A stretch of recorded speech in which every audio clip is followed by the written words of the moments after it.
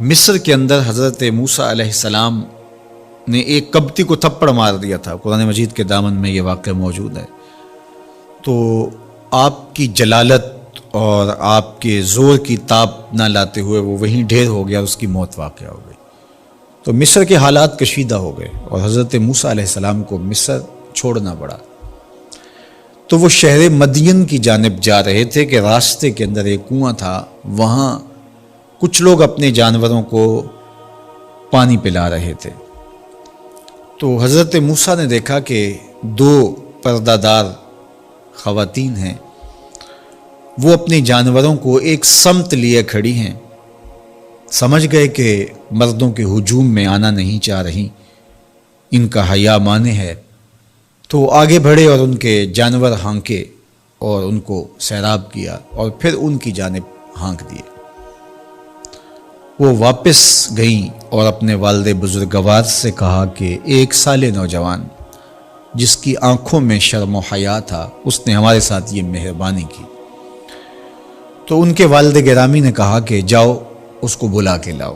قرآن مجید میں اس کا ذکر کیا گیا، فجاءتہ احداہما تمشی علی استحیاء، ان میں سے ایک خاتون حیا میں سمٹی ہوئی حاضر ہوئی۔ اس نے کہا کہ ہمارے والد گرامی آپ کو بلاتے ہیں، آپ نے ہمارے ساتھ جو مہربانی کی ہے اس کا وہ اجر دینا چاہتے ہیں۔ تو حضرت موسیٰ علیہ السلام ان کے ساتھ چلے گئے، اور جب گئے تو یہ گھر تھا حضرت شعیب علیہ السلام کا، اور یہ صاحبزادیاں حضرت شعیب علیہ السلام کی تھیں۔ تو اس خاتون کا شرم و حیا کے ماحول میں حضرت موسیٰ علیہ السلام کو یہ کہنا اور چل کے اس انداز سے آنا، قرآن نے اس کی حکایت بیان کی ہے۔ تو خدا کو پسند ہے کوئی خاتون حیا کے ماحول میں آئے تو اللہ اس کی آمد کو اور اس کے آنے کو قرآن کا عنوان بنا دیتا ہے، اور قرآن کی حکایت بنا دیتا ہے کہ جو خاتون حیا کے جوہر کی مالکہ ہو وہ اللہ کو کتنی اچھی لگتی ہے۔ اللہ اکبر۔ حضرت نبی اکرم صلی اللہ علیہ وآلہ وسلم کا فرمان حیا کے حوالے سے، الحیاء من الایمان، حیا ایمان سے ہے۔ تو جتنے بھی ایماندار لوگ ہیں وہ پھر حیا کے جوہر سے مزین ہوں گے، مالا مال ہوں گے۔ آپ دیکھ لیجئے سب سے بڑے ایماندار تو میرے اور آپ کے آقا مولا ہیں، اور حضور کمواری لڑکی سے زیادہ حیادار تھے۔ باقی حضور کے اصحاب دیکھ لیجئے، ان کا حیا، اور حضور کی ازواج مطہرات کا حیا دیکھیے۔ ام المومنین حضرت عائشہ رضی اللہ تعالی عنہا فرماتی ہیں کہ حضور کا جب وصال ہوا اور حضور میرے حجرے میں دفن ہوئے، تو میں جب حضور کی قبر انور پہ جاتی تو معمولی چادر اوڑھ کے چلی جاتی، اس خیال سے کہ میرے شوہر ہیں۔ پھر حضرت ابوبکر صدیق رضی اللہ تعالیٰ عنہ کا وصال ہوا تو وہ بھی ساتھ دفن ہو گئے، تو میں پھر بھی اسی حالت میں جاتی اور میں سوچتی کہ ایک میرا شوہر ہے اور دوسرا میرا والد ہے۔ کہا پھر حضرت عمر رضی اللہ تعالیٰ عنہ کا انتقال ہوا اور وہ بھی ساتھ مدفون ہوئے۔ تو حضرت ام المومنین فرماتی ہیں کہ اب جب میں جاتی تو میرا جانے کا انداز مختلف تھا۔ فواللہ ما دخلت الا وانا مشدودۃ علی ثیابی حیاء من عمر۔ کہا اب جب بھی میں جاتی تو خوب اوڑھنی اوڑھ کے اور چادر لے کے جاتی، مجھے عمر سے حیا آتی۔ یہ ام المومنین کا انداز زندگی ہے۔ مخدرات اسلام کو اس سے سیکھنا چاہیے۔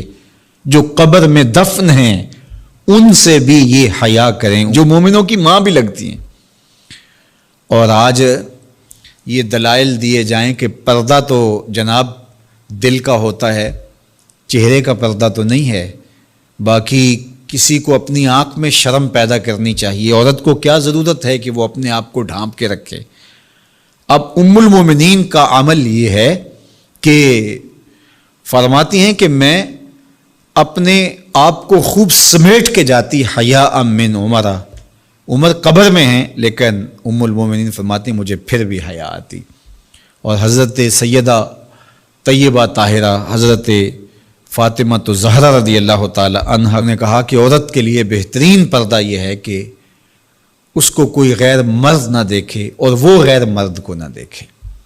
تو جب یہ ہمارا دین ہمیں سکھاتا ہے اور حیا کا یہ سبق دیتا ہے، بڑوں سے حیا کرنے کی تلقین کی گئی، اللہ سے حیا کرنے کی، اس کے رسول سے حیا کرنے کی تلقین کی گئی۔ صحابہ فرماتے ہیں بعض اوقات ہم کچھ پوچھنا چاہتے ہوتے تھے اور حضور کے حیا کی وجہ سے ہم ایک عرصہ تک وہ بات نہیں پوچھ پاتے تھے۔ آج دادا کے سامنے بچے جس طرح بات کرتے ہیں اور جس طرح بچوں سے حیا کا جوہر ختم ہو گیا ہے اور اس کو وہ تہذیب نو کا کرشمہ سمجھتے ہیں اور جدید دور کی کرامت سمجھتے ہیں، یہ دور جدید کی کرامت نہیں ہے، یہ جاہلیت ہے۔ بڑوں کا احترام اور بڑوں کی عزت یہ زندگی